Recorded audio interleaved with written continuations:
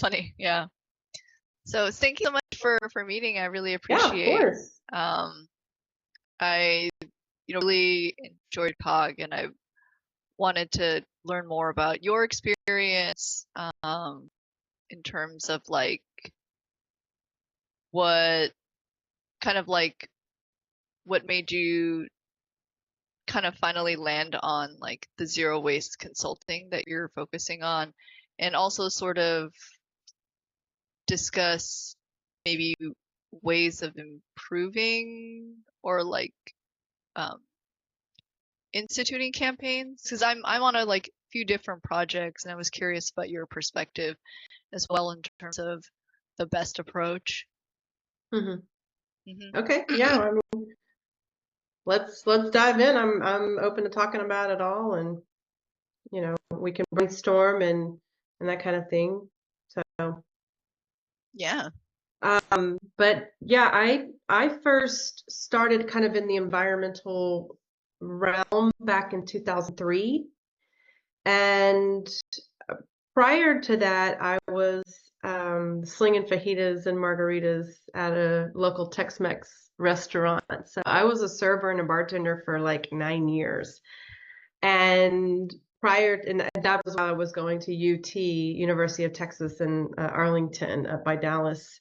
And so, I'm a lifelong Texan. I've never lived anywhere else, but I was born and raised down in Southeast Texas near the Gulf Coast and the Louisiana border, which is where the oil and gas mecca of the country is. So my own parents worked for about 75 years collectively at the oil refineries, Chevron and Texaco. So that industry is what raised me and my sisters and put us through college and kind of gave us that leg up in life. So it's really a conflicted background that I have, with my family being complicit in the pollution of our community, but also benefiting from, the income that it brought our kind of middle class family, and the opportunities to go to school but then once I moved to Austin, I found the nonprofit world, and the environmental activist in me just was completely lit on fire. And I after 9 years of working in restaurants, I was just like, I've got to do something more with my life. So that's whenever I found a door-to-door grassroots campaign that was organizing people all across the state on recycling issues and zero waste. And we passed statewide legislation for computer take back recycling, as well as TV take back recycling. And we went on as a group to organize and pass legislation at the local level in the Austin area for recycling policies as well. So after all of that, I knew that the executive director of my organization wasn't going anywhere. She was going to be, kind of put. I had hit the ceiling, if you will. So that's whenever I was needing to find something else to do. And I had that kind of epiphany moment where I knew I needed to start my own business. So that was in 2013.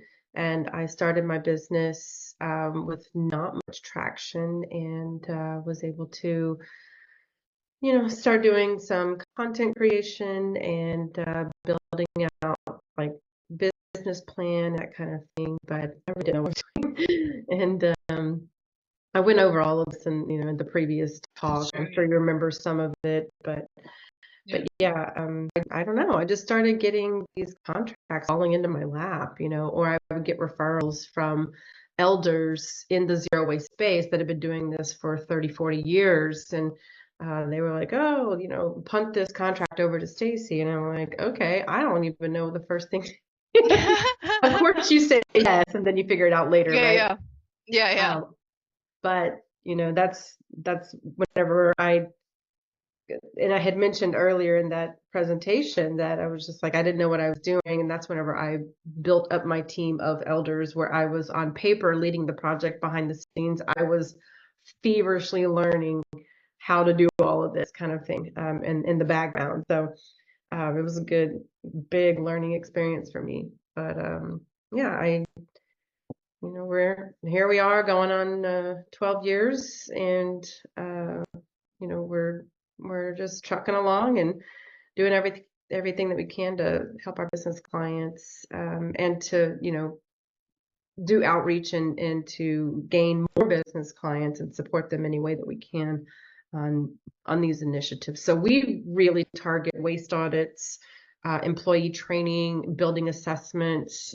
We can look at procurement policies and procurement practices, as well as um, hauler schedules, capacity levels. We can do right sizing around you know making sure that they're not being taken for a ride, essentially, on their Yeah, yeah. capacity levels. And then also, if they want true zero waste facility certification, we can guide them through that process as well. This So, is mostly for businesses mhm. specifically. But Okay. we've worked with local governments Oh, as as well. well. The city of Smithville just last month contracted us to do a two-part training for residents and businesses. And so we developed out a how to compost, kind of Yeah. program for them. And then we followed that up, a couple of weeks later with a recycling um, program, kind of education seminar. So, Ah, okay. we can work with local governments to help them do their outreach and education. Um, and we've got an online training course for small to mid-sized businesses. Our on-site assessments are usually reserved for those much bigger corporations that need someone there to hold their hand. Um, Interesting. Okay. but Yeah. smaller businesses that don't have as much to spend but still are just as dedicated need another outlet a little bit more convenient for them, because they're usually the owner is wearing all the caps Yeah, yeah. I guess in a convenient business. and affordable, right? Because Right. the virtual is going to be less expensive Yeah. And for so sure. we provide that, and we um, published a new ebook on Kindle as well for zero waste for families, and saving on the Oh, monthly wow. budget and passing down sustainable habits to your kids. Wow. So we've got some stuff going on. Yeah, yeah. That's a lot. I didn't expect that like an ebook as well. Because when when you have a business, then of course you'll do marketing, and Mhm. usually that's like, or from what I've seen, right? It'll be like social media. People will usually have a podcast. I haven't heard as many like publish a book. They might publish like a resource, right? Like maybe a 3 to 5 pager or like a 1 pager, but a full book Yeah. is quite a Yeah, is this is quite a like a feat. 50-page, every Yeah. room of your house, how to, plan and prep for events and holidays, how to plan for Wow. family travel, how to be waste free or low waste Mhm. during those kinds of, family get-togethers and stuff. So, Great. And while you were talking in terms of like in terms of helping local cities, it reminded me that so where I live in Oakland, a multifamily, like so multi-unit dwelling, and we recently got the mailers from our city about like what goes where, and then a separate one about like an upcoming hazard waste drop-off event. mhm, But what I noticed is that it was already in this one bin that we have kind of by the mailboxes that's usually reserved for junk mail, right? It just kind of makes it mhm. easy. And I think the idea is that the building manager empties it periodically. And I didn't know if it was the postal service that put it directly in, or if it was my building manager that did it. And and and one of the things that I'm sure I know that the whole zero waste world is probably still trying to figure out is like, how do you get more compliance from multifamily Mm, dwellings because the volume can be high and the mhm. contamination can be higher too because there's just inherently less accountability. Yep. Yeah, that's difficult to tackle. Like you said, there's kind of a blind spot in the zero waste world around. I really I have the high hopes that when people are presented with the education and with the incentive that they will do the right thing, but many times people prove us wrong, and there needs to be. Uh, I guess the reason people don't do what's expected of them is that they're really not given a reason why. So if people just take, for example, my city put out a survey from the solid waste department to all the residents within the city limits, put out a survey on like their Facebook post. They paid for it. It's boosted, sponsored, all that. They're trying to get as many responses back. And one of the questions was, do would you like um, would you like curbside composting services if it increased your utility bill by $4 to $6? And Mm, the way that that was phrased, I mean, everybody is not people that I know, but most people in the community going to be like, well, no. yeah. They don't understand that 30 to 40% of waste is food waste and that we can create jobs from capturing materials that are normally slated for landfill. They didn't couch the question in a way that could give people context about why they should consider this as a positive, even if it may cost them $4 to $6 per month extra on their utility bill. Because you can't get recycling for free, right? And so I think a lot of people expect community services to just be free. I'm a resident, I get it. But whenever we put out these messages, there's usually not a lot of context and a lot of historical information about why this program may even be considered by the city and why it's part of a survey. So there's also a lack of I feel like the city just said, oh, people will know what composting is and people will know why we need to compost. No, no, no, no, no, no. You can't ever assume that the general population who are not waste and Yeah. recycling nerds like you and me are gonna know what the heck you're talking about. And so they see the cost and they're like immediately knee-jerk Oh, reaction, no, yeah. right? Yeah. And so I didn't ask for a service. We don't need it. Da, da, da, da. So why would I pay extra money for it? But they don't understand the context and the historical data around why it's even a consideration and why we're getting feedback from the community on it. So um, there's also a lack of understanding that when you have good environmental policy, it equates to good economics as well. And so if we're not, let me put it this way, there are two sides to the green coin, right? So you've got the environmental aspects that will really resonate with the hippy dippy woo woo tree hugging, absolutely let's fight for justice kind of people. And then you've got your analytical business oriented people who are like economics all the way. That's all I care about. If we happen to get a side of environmental or good environmental progress, great, but let's talk about the money. And it's always about money with them. And Interesting. so if you're not connecting the dots between the two and how they have to go hand in hand, then you're going to have one side pulling and saying yes and the other side pulling and saying no. But if the no side would understand how how the economics are affected by the environmental policy, they would be on the yes side. But it's just not couched in that way.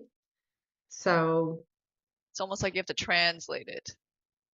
Totally. You have to Yeah. translate it in a way that's going to resonate with those people in order to get the most community support, because you may be supportive of a goal, but there are dozens and dozens of perspectives on how you're going to get to that goal Yeah.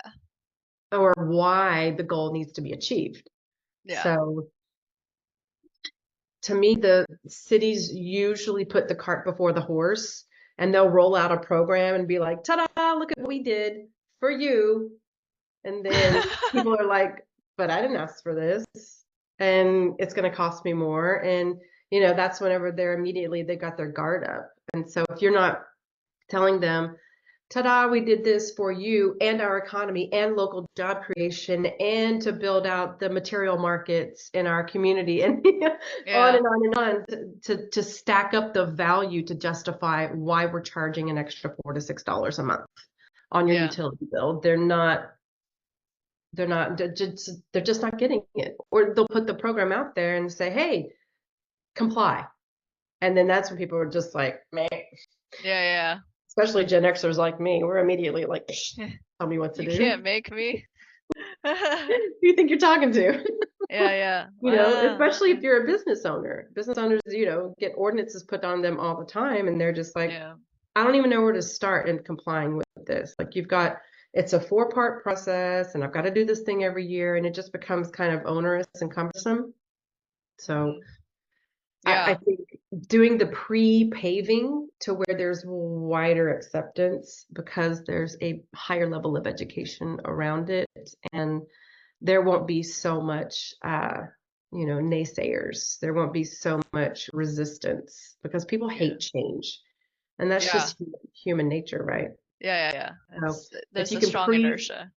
pre-pave with education and empowerment and telling people why we're going to do something and how it's going to benefit them on the environmental and economic levels, I think people can bring their guard down a little bit and they'll start to see the value and, well, actually, $4 to $6 is not that much for all this value we're getting. So hell yeah, Mm. right?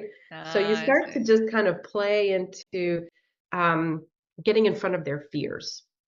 Is Interesting. really what it is. It's a fear of being charged for something you're not going to use or to be involved in, and having to comply with something you may not agree with. But if you can't see all the facets, and because it's not presented to you in a way uh, that can increase acceptance and reduce resistance, then yeah, I mean, you're always going to get that.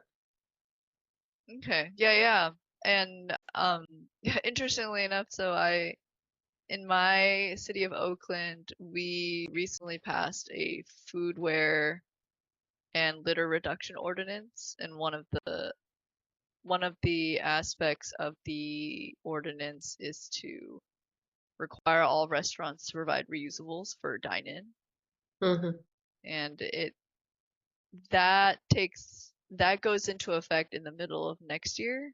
Hmm. So, I mean, I'm sure a good number of restaurants already comply, Sure. right? Yeah. Um, and so the challenge is getting the rest up to speed. Hmm. So I'm part of this reusable Alameda County coalition, and we're looking to find ways to kind of support Oakland's implementation of this law. And we're still in the middle of figuring it out, right? I mean, there's still Hmm. some time, and for us, we'll probably have some like volunteer days where we go out and like figure out a few areas to hit, and then depending on the number of volunteers, I'm sure, Hmm. and then like spread out, see if we can kind of motivate restaurants to switch or like kind of get them up to speed on it. And I think your point about the economics is strong.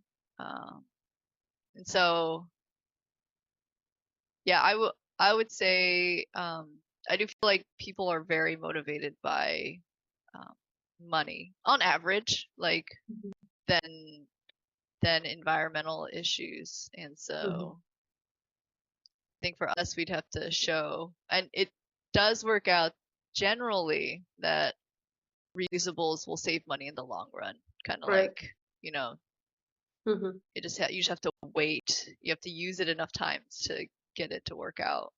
Yeah. Two things on your efforts. So the Austin Reuse Coalition does what's called a restaurant blitz. And they go into restaurants and kind of secret shop. And we don't really have an ordinance in Austin regarding food wares or single-use plastics, styrofoams, to go kind of materials like you guys do, but um, what they do is go into restaurants to see what kind of to-go wares they're using. Mm, And so then they talk to the managers and the owners about the alternatives with compostable wares and that kind of thing. So there's they've got a whole program on how they approach restaurants. If that's something you're interested in, I could provide an email introduction to where you might be able to set up a meeting with your group and theirs just to understand the structure on how to do a restaurant blitz. You're going to be able to customize your language a little bit, better to the actual ordinance, but it might give you some kind of structure of how to go in, how to approach um, people. is this similar to Rethink Disposable, or is it a? Maybe. I don't know. It's run by people who are the leaders of Surfrider organization, surfrider.org, and then the Five Gyres Institute. Oh, interesting. And then the second piece I have on that is I think in the Bay Area, there's a local Clean Water Action chapter Mm, as well. And they do door-to-door grassroots organizing and phone banking as well, I believe.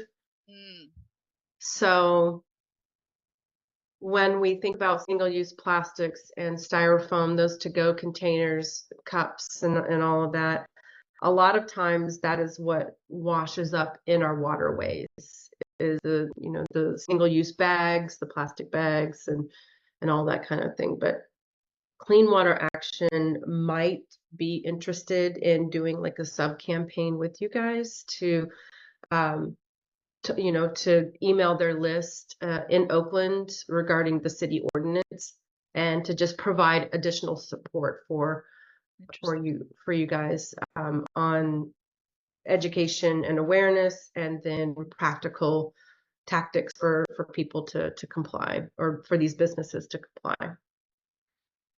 Okay. Yeah, I think we've met with someone from Clean Water Action. And I'm curious if they'll Was it have Mary enough Carboni? resources. No, it was a different person. Okay. Yeah. Yeah, I'm Mary curious. Carboni's been with Clean Water Action for about 30 years, and she's Wow. she's in Oakland. Oh, wow. But if you guys have already talked to them, then that's a good avenue to that you guys have already Is that kind of the best approach? approached.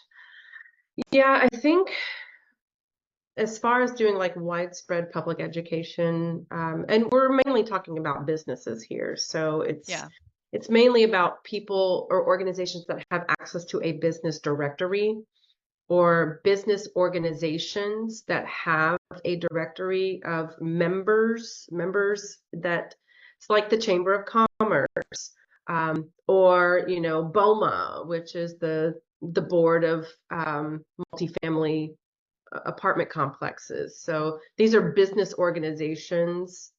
BOMA wouldn't have to comply, but I mean, if it's like a food permitted business, there's probably the California Restaurant Association Mm, or something along those lines, where you can tap into the business groups that have memberships, and those, you can develop a communication plan that would help, the organization educate all of their members on how to Ah, comply, and then can provide you guys as a resource um, to help them with compliance.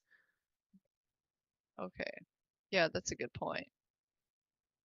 So, yeah, I hadn't thought about that perspective, but it makes sense that like Yeah. they'll have groups, and then that's an easy way to provide that information. Hmm. And if you get 10, 12 really big organizations that have a good chunk of business memberships in the city limits of Oakland, then you would probably be able to cover the vast majority of the food permitted businesses there. Mm, yeah, I guess that makes sense. So I would look at the Chamber of Commerce. Hmm. I'm sure the chamber is probably already putting out information. I mean, they're pretty good about local legislation being presented to the business community that they have to comply with. So, and they tackle a lot of key different areas Hmm. for legal compliance with city ordinances. So, yeah, That makes sense. Then I'm taking notes. Although I guess I forgot that Fathom takes yeah, I'll notes send too. this to you, and I'll have a little breakdown. I'm just so I'm used to doing it the old way.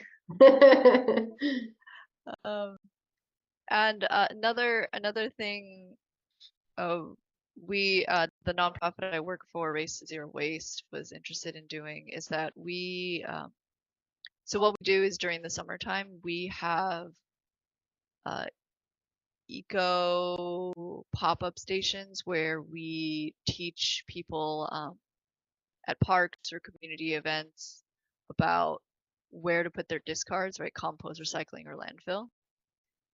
And so we have one recurring campaign at a specific park. And so one of the things we were hoping to do was to do a plastic-free July Mm, mhm. event. And Didn't from y'all do one last year? I think did we do one last year? Is that what you're asking? I thought I'm Teresa not had sure. a campaign for Plastic Zero Waste July Okay, so or plastic free. we also have Zero Waste Month, which is in October, Okay, yeah. and that might be the one you're thinking of. Okay. Yeah.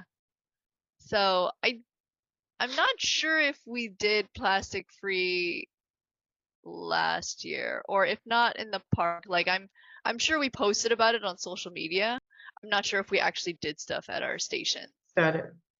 So one of the things I was trying to vision is like what would be a good a good campaign.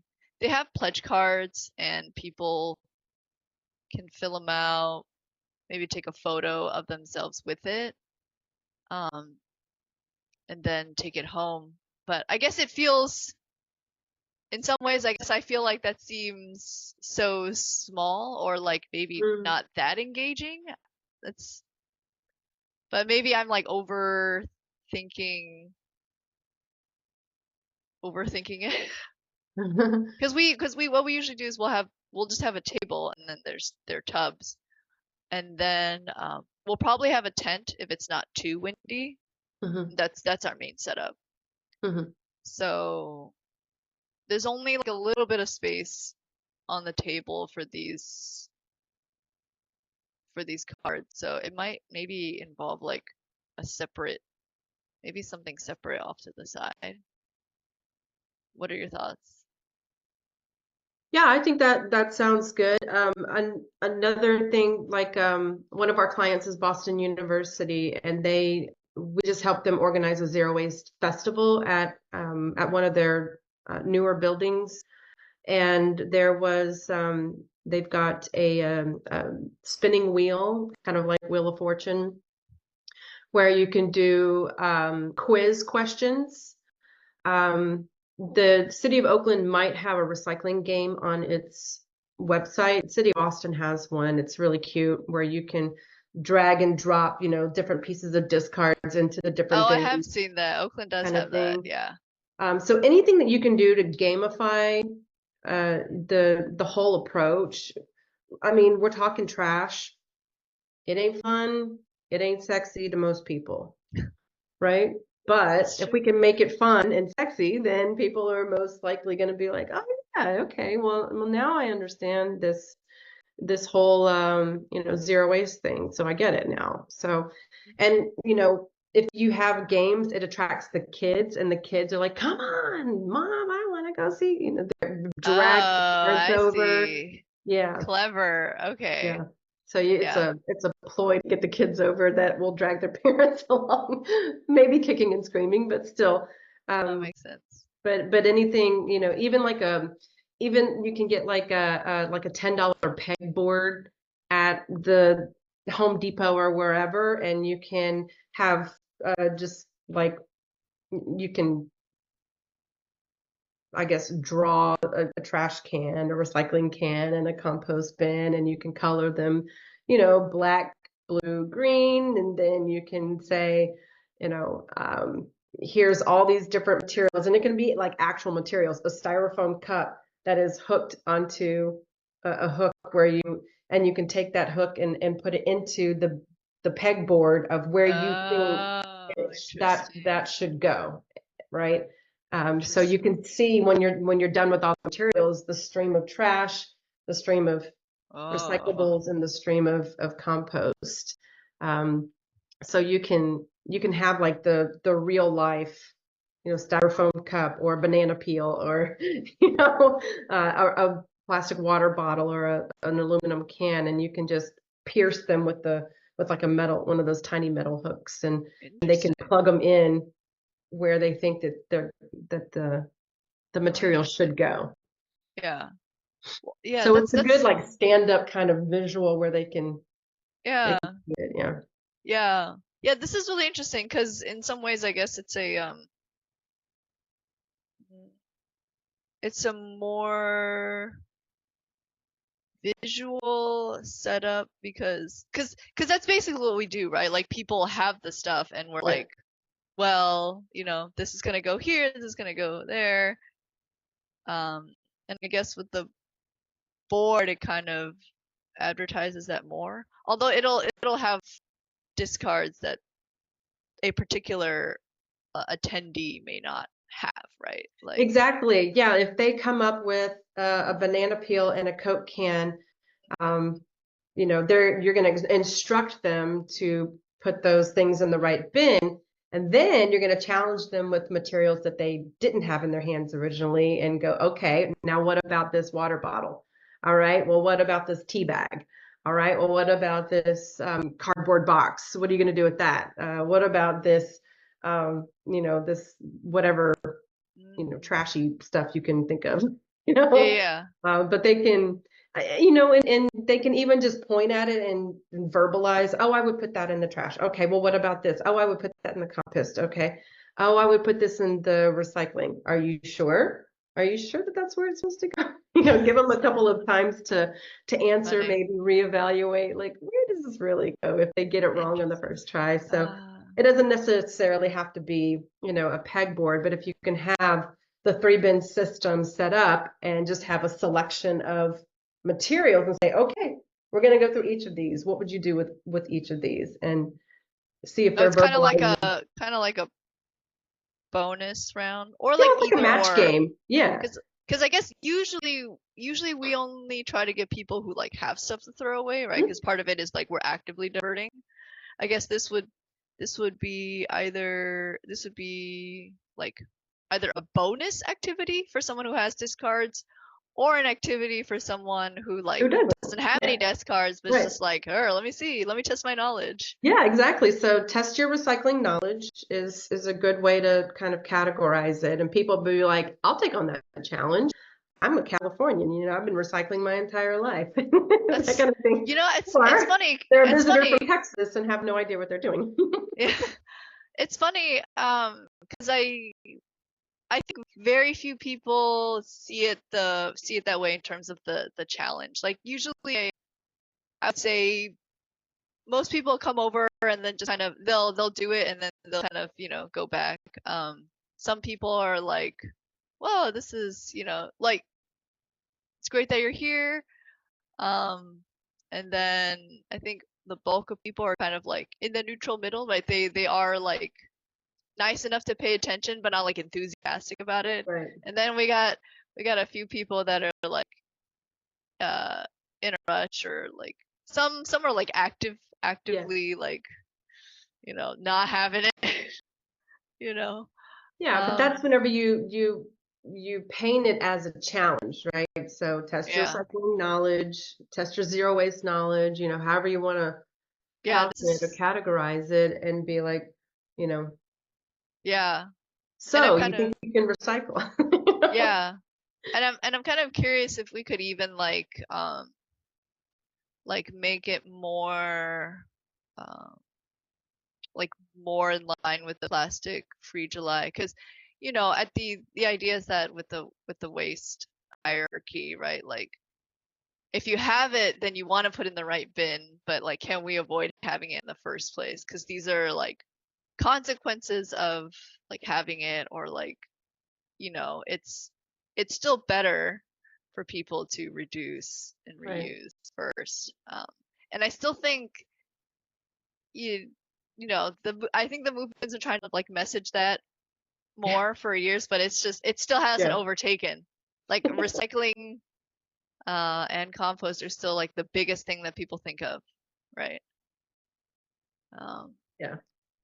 for And this us, kind. Oh, yeah. go on. And us knowing that there's a hierarchy for each is, people are not, Oh yeah, that's just us. Yeah, they're just technically. like, wait, there's a food waste hierarchy? Oh, Yeah. compost is the only option. Yeah. Do for these kinds of games, do you feel like prizes are necessary? No. I mean, if you have kids and they're starting to get their answers right, I mean, you really want to hype them up and Mm. maybe have something that is, the city of Austin uses um, leaded pencils with an eraser that were made out of dollar bills that were out of commission. So they've been shredded and they've been Oh, pulled interesting. down, and it's a pencil this long that we always give them to the kids, because they use Ah. pencils at school. So, and then So they, it's still useful, not like candy or like yeah. toys, So 'cause it's functional, but it also serves the purpose of saying, look, this is a reused product. It's made out of dollar bills that we're going to go to the incinerator or whatever. oh, I like that, yeah. Because So, like, it's great to recycle, but the other side of it is also to buy recycled like yeah, items made from recycled materials. exactly. Otherwise, there's no point. Yeah, it's not a circular process unless you've got that part of it. So yeah, that's just I don't know. You can just Google. Um, you can just use you can Google eco-friendly products or eco-friendly prizes, or you know something along those lines, where even seed packets, for flower seed packets you can give to kids. They'd be like, oh my god, I love it, and they're gonna go and spread them Oh, out in their interesting. front yard. That's interesting. I guess I didn't really think kids were that excited about that, but it's good that they're also excited. I guess maybe kids Yeah, are just easy to be interested in I mean, things. anytime whenever people just love to get free stuff, right? And Yeah. so it really doesn't matter what it is, but in this case, it really does matter what it is, Yeah, because yeah. I you don't mean, want cheap plastic tchotchkes, right? yeah, So yeah. you definitely want something that is meaningful and that can bolster your message, and they can walk away with something that they can functionally use after they leave your booth. Mhm. Yeah, because yeah, we don't want to be a part of the problem. Exactly. Um, Yeah, when I was the executive director for the big Austin Earth Day Festival in mhm, 2014 and 15. mhm. And that was part of our contract with the vendors, the people who were tabling, these nonprofits that were tabling, like Clean Water Action, like Whole Foods or whatever, they could not bring, cheap plastic single-use Oh. things. It was part of Hmm. the contract. And even the food trucks that were there, they couldn't bring single-use plastics Mm. for the cutlery. They had to make uh, foods that were like finger foods that you could eat easily and you wouldn't need plastic to go wares. You couldn't have little condiments, the condiment packets. You had to have Oh, the all of dispenser, the the big bulk one. Yeah, dispensers, yeah, I've seen those. mhm, Yeah. and that kind of thing. So it was it's really around how contracts are worded as well. So Yeah. if your I business and your vendors, your suppliers, the contract should always have a driving clause in them that says, how can we reduce waste on every level? Because we don't want to be responsible for your waste. As a Yeah. business, I don't want your cardboard because I have to Yeah. pay to recycle that. Yeah. Unless you've got like a baler and you sell it, yeah, give me all your cardboard. But Right, right, right. We don't most people don't have that. Yeah. exactly, a lot of people don't have that set up. So, Yeah. um, And so it depends on what your contract terms state. oh. Yeah. If And if then it depends on how polluting your suppliers and vendors can be. So, oh, yeah. We technically styrofoam is illegal in San Francisco, but we still see it yeah, occasionally. I always slip it in. Yeah, Yeah. when we passed the single-use bag ban, the plastic bag ban here in Austin, we still had some businesses that they knew, but they would rather risk being caught and facing a fine Mm. rather than disappointing their customers. And Oh, interesting. it wasn't really disappointing their customers; it was expecting their customers to change their habits, which is, yeah, they were coddling their Yeah. Oh, customers. this is interesting because it reminds me of when I go around to stores or places, they'll ask, "Do you need a bag?" And I feel like the better question to ask is, "Did you bring your reusable bag?" There you Because go. then the expectation is that you would bring your reusable bag. And then obviously Exactly. if the answer is no, then Okay, the here's the bag. follow-up could be yeah. But like I feel like that makes it more top of mind. But I feel like I've Yeah. never heard anyone say that. So you can correct them though Yeah. when you I hear that. forget. I did it once. Yeah. I need to like I can definitely do it more. Uh and yeah, Yeah. I think that's a good idea. And just in a diplomatic way, it's like, thank you for asking. What you should be asking is, did you bring Mm, the reusable bags? And they'll be like, oh, that's a different way to look at it. Yeah. And yeah. maybe they'll bring that to their managers, like, hey, we really should rephrase our question, you know, Yeah. kind of Yeah. thing. So could be that one little drop in the bucket. Yeah. And then I know we're over time. I had Yeah. one last question if you're open to it. Yeah, that's fine. Good.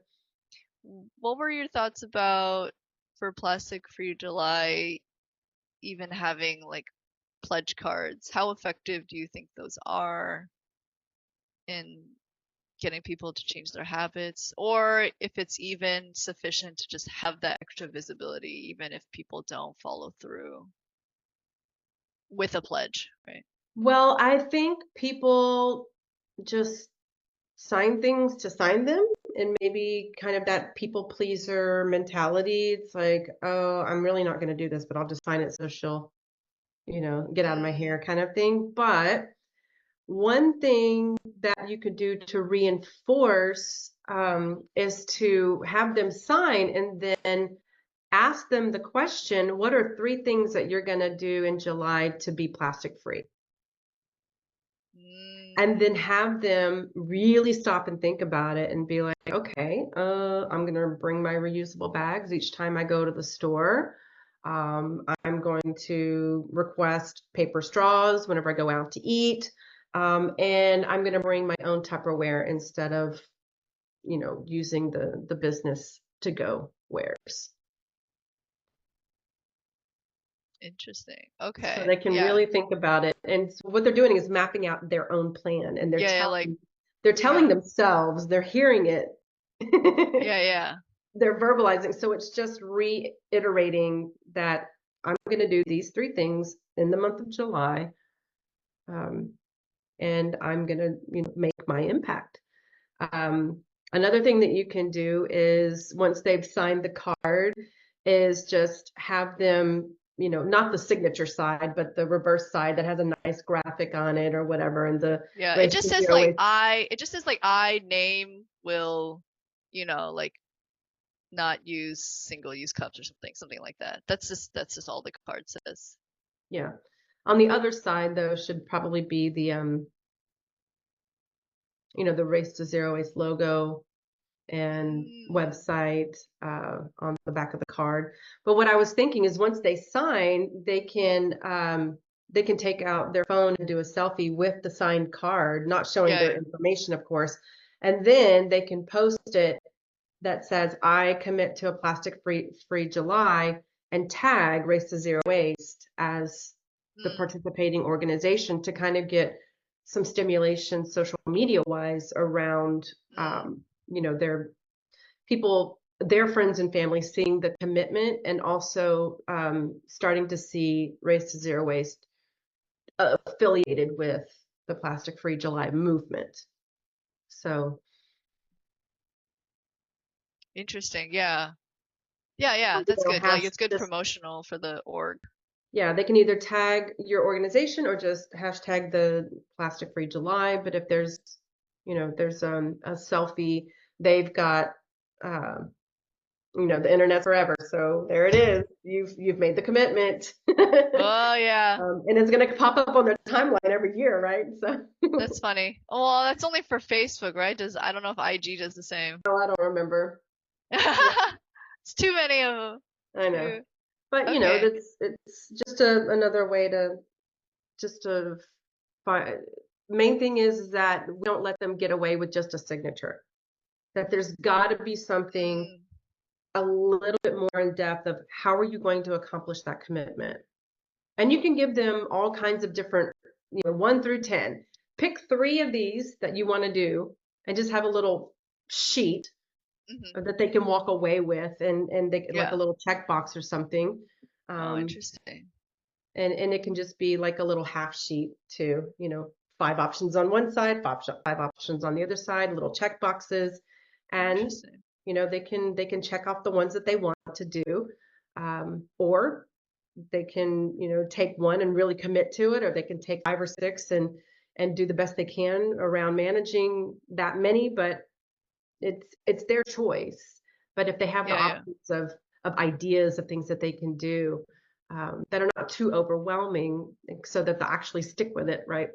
Yeah, yeah. I mean, I know it's hard. Like even many people like say at the start of every year, New Year's resolution, get fit, right? But that's many things fall by the wayside. So Right.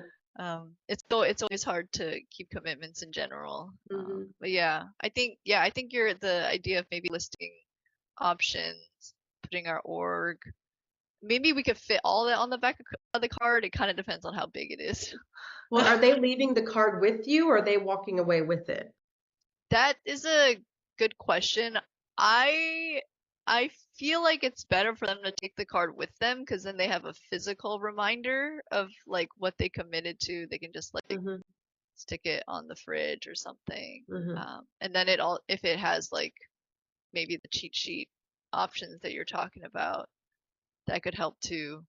Yeah. Obviously, I'm like it's a little bit of a tough thing because the other way I've thought of is like, oh, if we had reusable signs so people could just fill in their name, take the photo, and we just swap out the name, right? Like use like a dry erase, a whiteboard, Hmm. and just dry erase.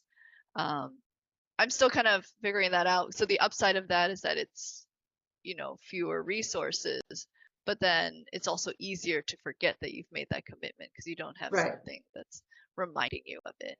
Well, you could do the whiteboard part of it, but also the takeaway is the little checklist.